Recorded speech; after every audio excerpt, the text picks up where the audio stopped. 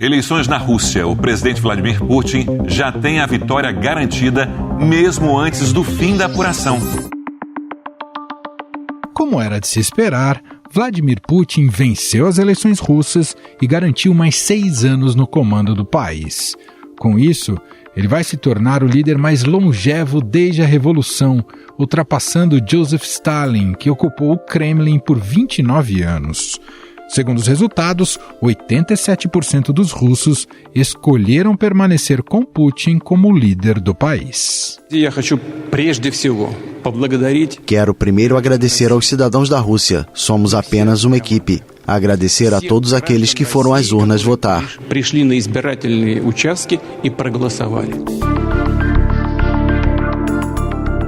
O desempenho do mandatário é superior ao de 2018, que para o Kremlin significa um apoio da população à invasão da Ucrânia. Tanto que em um dos trechos de sua fala, Putin reiterou que priorizaria resolver tarefas do que ele chamou de Operação Militar Especial da Rússia na Ucrânia e que fortaleceria o exército russo. Em algumas partes da Rússia, apoiadores do líder opositor Alexei Navalny, que morreu em situações suspeitas na prisão, protestaram contra a morte. Putin finalmente quebrou o silêncio sobre a morte de Alexei Navalny.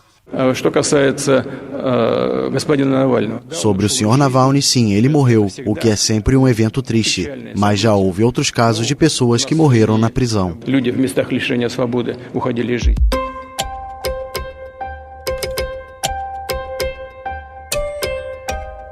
A ONG que monitora os direitos políticos na Rússia, a OVD Info, registrou pelo menos 74 prisões em 17 cidades da Rússia nessa reta final das eleições. Muitas estariam ligadas ao protesto. Em um pronunciamento após o pleito russo, o presidente da Ucrânia, Volodymyr Zelensky, também criticou o líder russo. O presidente da Ucrânia, Volodymyr Zelensky, afirmou que o mandatário russo é um ditador embriagado pelo poder que quer reinar eternamente. Também no leste europeu, o Ministério das Relações Exteriores da Polônia disse em nota que a eleição presidencial russa não é legal, livre e justa. O comunicado acrescenta que a votação ocorreu em meio a duras repressões e criticou a realização do pleito em regiões ocupadas da Ucrânia. Na mesma linha, o Reino Unido disse que a Rússia demonstra não ter interesse em encontrar um caminho para a paz ao criticar a realização de eleições em solo ucraniano. O ministro britânico das Relações Exteriores, David Cameron, afirmou que o resultado da eleição destacou a profundidade da repressão na Rússia. Abre aspas, Putin remove seus oponentes políticos, controla a mídia e depois se consagra vencedor. Isso não é democracia. A Alemanha criticou as pseudo-eleições na Rússia e disse que o pleito presidencial não é livre nem justo. A Casa Branca afirmou que as eleições russas, obviamente, não foram livres nem justas. Segundo a agência Reuters, o governo dos Estados Unidos também ressaltou que Putin prendeu seus oponentes e impediu que outros candidatos concorressem contra ele. Disse no discurso da vitória que a presença de tropas ocidentais na Ucrânia poderia empurrar o mundo à beira da Terceira Guerra Mundial. O presidente russo de 71 anos comemorou a vitória na noite de domingo sem um verdadeiro candidato da oposição. Para Putin, este resultado mostra uma Rússia que não se deixará intimidar pelos seus adversários. A declaração vem na esteira da ameaça feita pelo presidente francês Emmanuel Macron de que tropas francesas poderiam ajudar a Ucrânia caso Putin insistisse na guerra. Ele afirmou ainda ser importante que a Europa não sinalize fraqueza para o Kremlin, encorajando assim o avanço da invasão da Ucrânia. Afinal, quais os sinais para o futuro após a eleição de Vladimir Putin? O pleito russo pode indicar um tensionamento na relação com o Ocidente? Sobre estes temas, vamos conversar com Cristina Pesequilo, professora de Relações Internacionais da Unifesp e autora do livro A Reconfiguração do Poder Global em Tempos de Crise.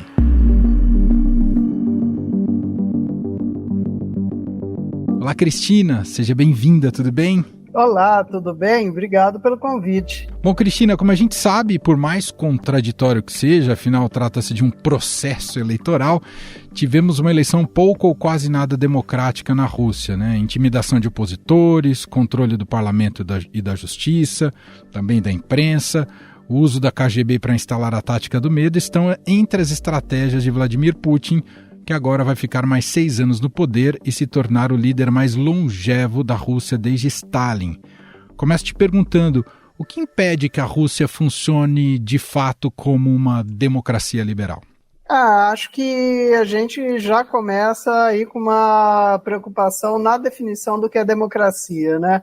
A Rússia, ela própria se define como uma democracia autárquica. São termos do presidente Putin que foram sendo desenvolvidos até por conta das críticas que ele veio recebendo ao longo do tempo. Então, a gente tem, até por ser ocidental, está localizado, né, nessa região do mundo e também pelas nossas influências, achar que existe só um tipo de regime político, mas na verdade são vários, né? Então, a questão da implementação da democracia liberal na Rússia, ela passa por uma série de tradições históricas, uma série de tradições associadas ao regime político, e desde 1989, quando terminou a Guerra Fria, essa é uma discussão que vem se processando. Então, no caso, né, o Putin define, né, como eu falei, como uma democracia autárquica, de certa forma oligárquica, na qual o governo central ele tem mais poder do que outros corpos, né? Mas se a gente for observar, é também, diante do passado da Rússia, uma alteração até em padrões que eram mais autoritários. Mas, de fato, né, é uma diferença com aquilo que a gente está acostumado a ver. Ainda que a gente tenha atualmente falas muito questionáveis em algumas democracias ocidentais, vide a última fala do Trump dizendo que ia colocar fogo em tudo se perdesse. Então, no geral, é um momento muito difícil para a democracia no mundo. Muito bem colocado, porque a gente acaba usando justamente essas referências que a gente tem aqui como ocidentais.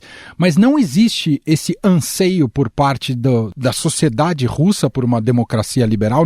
Não se almeja chegar a esse status, então, professora? Eu acho que uma parte da sociedade russa mais ligada ao Ocidente, principalmente os jovens, ela percebe com preocupação essas tendências autoritárias que se mantêm presentes na Rússia. Isso é fato, né? Então essa geração mais jovem, que já teve a oportunidade de conhecer outros modelos políticos, até viaja mais, está envolvida em outras questões, ela tem esse anseio. O que acontece é que a gente precisa aí voltar um pouquinho até para o primeiro momento que o Putin assumiu seu mandato na Rússia em 1999 e vindo, né, de um cargo de primeiro-ministro para depois chegar à presidência. A Rússia, naquele momento, era um país que estava absolutamente destruído por conta de políticas que vieram na esteira da sua derrota na Guerra Fria. Então, o que a gente tinha tido? Um desmonte do próprio Império da União Soviética, um desmonte daquilo que se entende por identidade nacional russa. Então, a gente está falando de um país que ele estava em crise econômica profunda, ele estava em crise social profunda, e o Putin, ele chega para tentar reformatar isso. Então, as gerações que acompanharam tanto o processo de quebra da União Soviética como da recuperação que a União Soviética, agora a Rússia, teve com o Putin, acabam não tendo esse desejo de se ligar ao Ocidente. Muito pelo contrário, elas veem com bons olhos a retomada dessa identidade que eles definem como identidade russo-eslava. Por quê?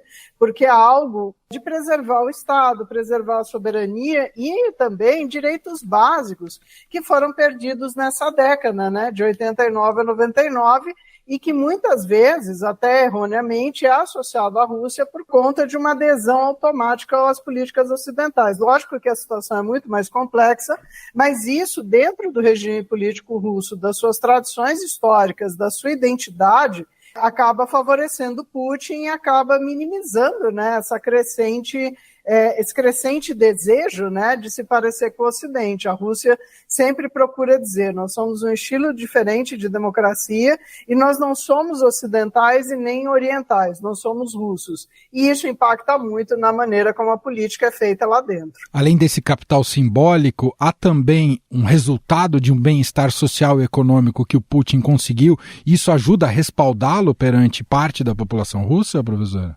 Com certeza ajuda, porque nós tivemos uma época que foi de perda de empregos, perda de salários, humilhação de uma maneira geral, era um país derrotado por um outro sistema. Então, quando Putin assume, a reconstrução do Estado passa também por prover para uma população que estava em situação de penúria, né, de pobreza e de falta de identidade, os bens materiais que dão suporte à sua sobrevivência. E como é que isso foi feito também? Revertendo políticas econômicas dos anos 90 e retomando o controle dos setores considerados estratégicos para a economia russa. Quais que são esses setores? Principalmente o setor militar e, óbvio, né, que aí é onde se sustenta a recuperação russa, o setor energético com o comércio de gás e petróleo. Então, é por isso, né, que a gente tem esse apoio e muitas vezes um medo, né, de ingerência, né, de controle do Ocidente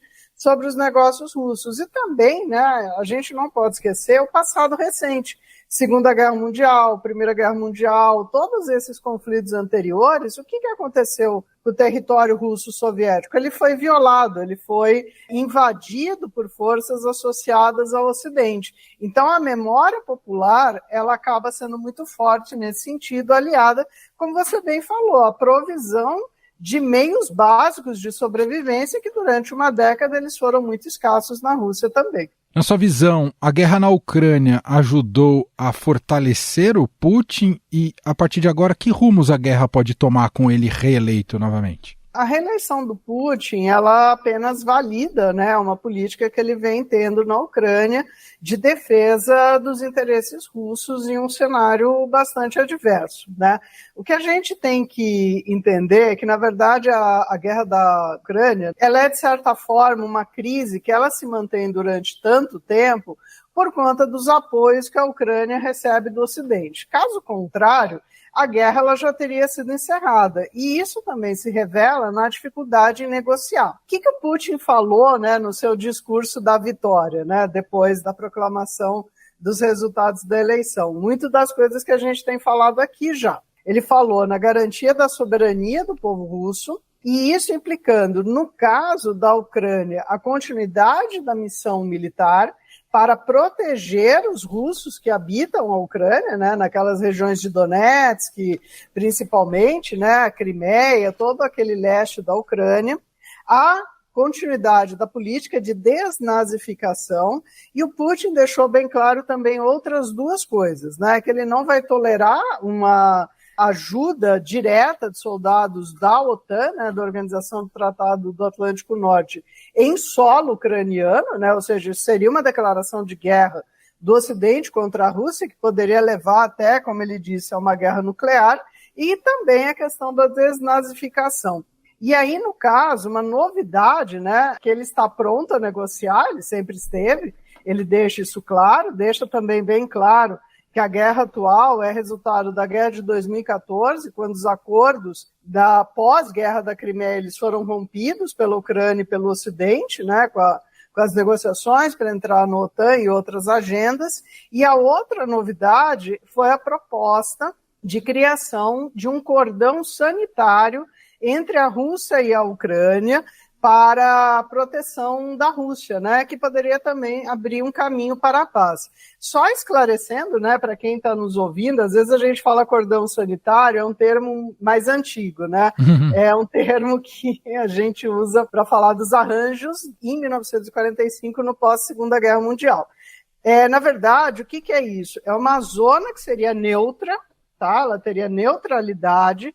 A gente também usa zona tampão, e ela representaria uma proteção geopolítica tanto da Rússia, tanto do Ocidente, ou seja, você teria tipo um corredor, né, que ele seria neutro para que a Ucrânia não invadisse a Rússia, a Rússia não invadisse novamente a Ucrânia e o Ocidente não invadisse a Rússia. Às vezes parece meio complicado a gente falar, né, assim, mas se a gente olha no mapa, imaginem a fronteira Rússia-Ucrânia com um espacinho neutro entre a Rússia e a Ucrânia e também entre o Ocidente e a Rússia, né, entre a Europa Ocidental e a Rússia, ou seja, onde era a Europa Oriental, e que hoje é tomada pela OTAN. Então, essa é uma das novidades, assim, desse discurso do Putin após vitória, né?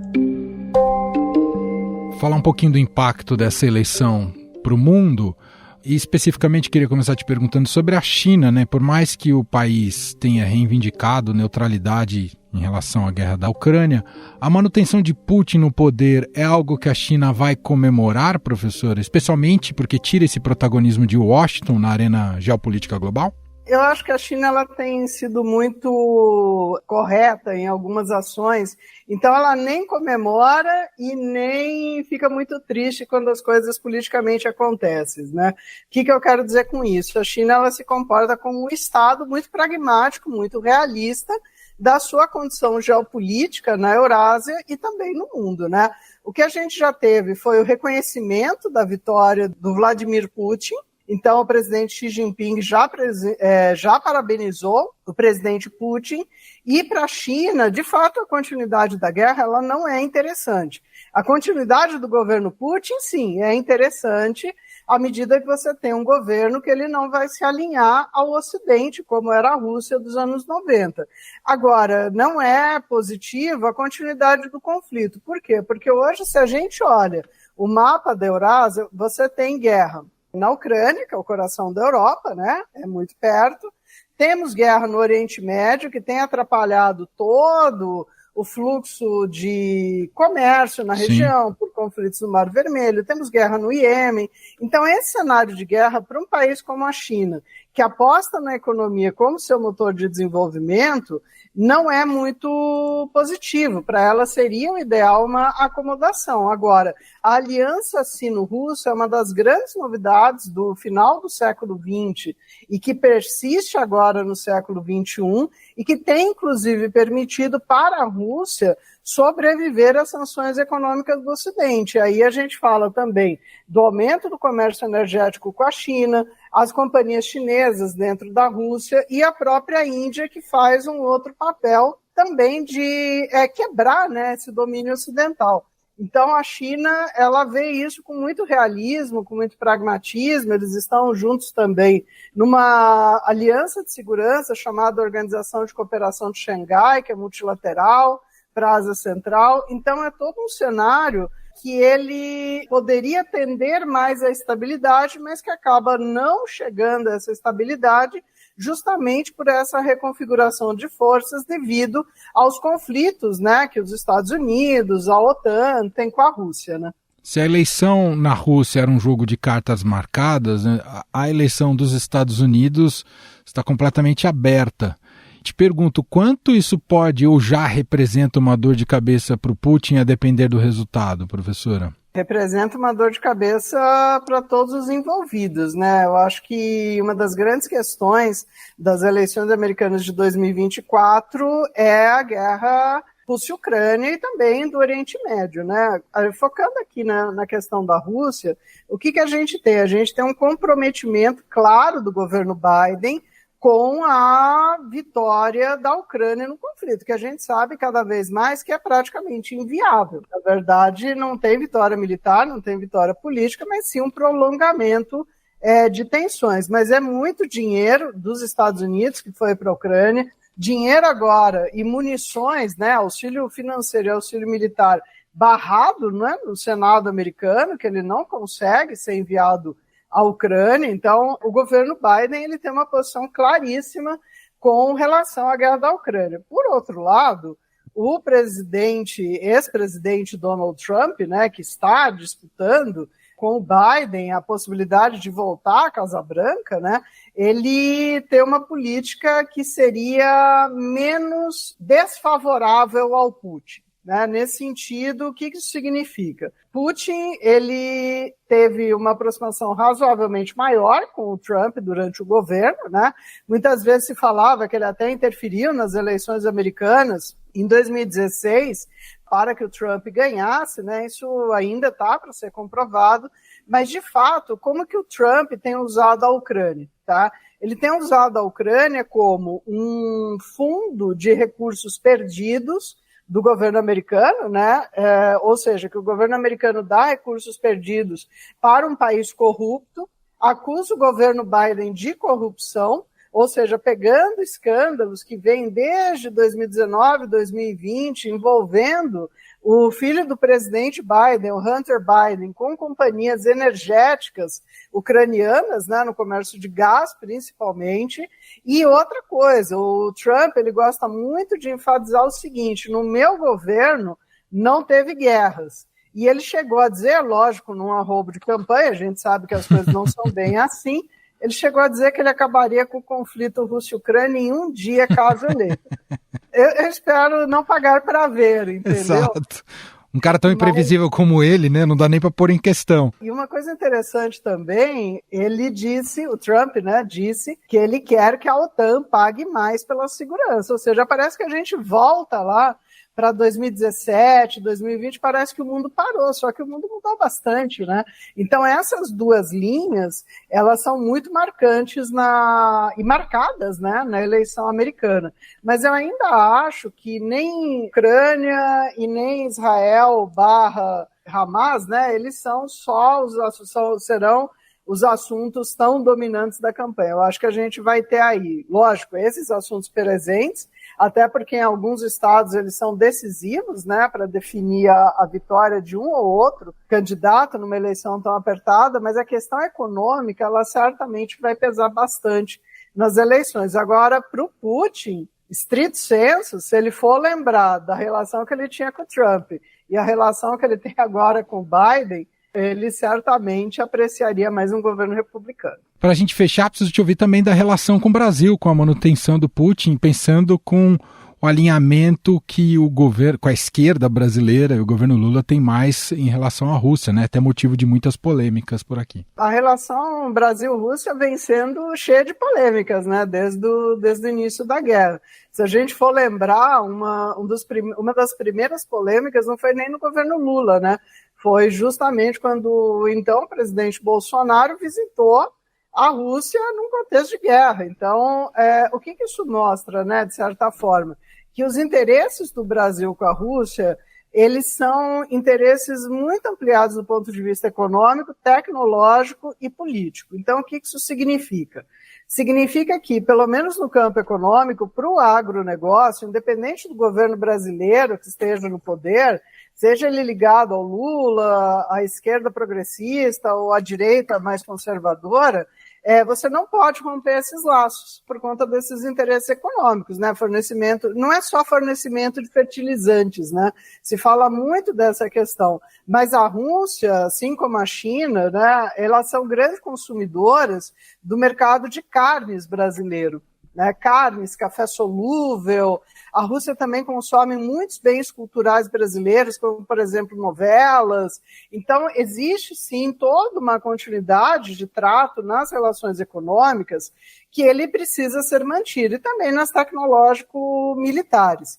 O que a gente tem que perceber é que, dentro desse quadro da política externa brasileira, esses conflitos, eles colocam mais peso sobre decisões. Mas o Brasil, o que ele tem procurado fazer? Ele tem procurado manter uma posição de equidistância, né, de equilíbrio entre as questões. Não forneceu munições para a Ucrânia, mas também critica a Rússia pela invasão de soberania. Agora, é sempre um equilíbrio difícil de manter, você anda na corda bamba. Agora é fato, né, que não só para o Brasil, mas para toda a comunidade internacional, esse é um conflito que se prolonga excessivamente e que tem já levado a polarizações na América Latina, no continente africano, que hoje é mais próximo à posição russa, na Ásia. Então, o mundo está muito dividido. E o Brasil ele vai tentando fazer esse equilíbrio, não só por conta da Rússia, mas também por conta desses outros aliados, né? Então, é uma tradição da política externa brasileira, né? E aí fica sempre complicado, né?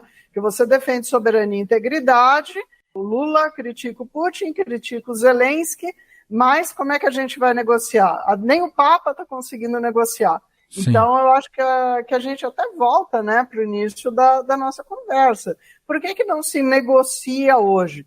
Porque, na verdade, a guerra ela se expande além de Rússia e Ucrânia. Ela é um laboratório de sanções econômicas, ela é uma guerra por procuração contra a China, contra a própria Europa, né? Ou seja, questão da dependência que tinha com gás. Então, você vai quebrando cadeias produtivas, então vai mudando até o mercado de energia. E eu acho que o Brasil, dentro daquilo que o Brasil tem como tradição, dentro daquilo que o Brasil tem como os interesses dos seus principais setores econômicos e da sua visão político-estratégica do que é um mundo mais reequilibrado, o Brasil tem feito a sua parte. Agora, seria interessante que o sistema internacional, de uma maneira geral, estados, organismos multilaterais, percebesse que a gente, dentro desse contexto, está vivendo uma crise sem fim e que se estende por todas as regiões. Muito bem, nós ouvimos aqui a análise de Cristina Pesequilo, professora de Relações Internacionais da Unifesp, autora do livro A Reconfiguração do Poder Global em Tempos de Crise. Tem tudo a ver com o que a gente está conversando aqui da editora Alta Books. Obrigado pela entrevista, viu, professora? Não, muito obrigada a vocês, e esses debates a gente tem que ter, não são fáceis, mas eles são para a gente pensar depois. Estadão Notícias. E este foi o Estadão Notícias de hoje, 19 de março.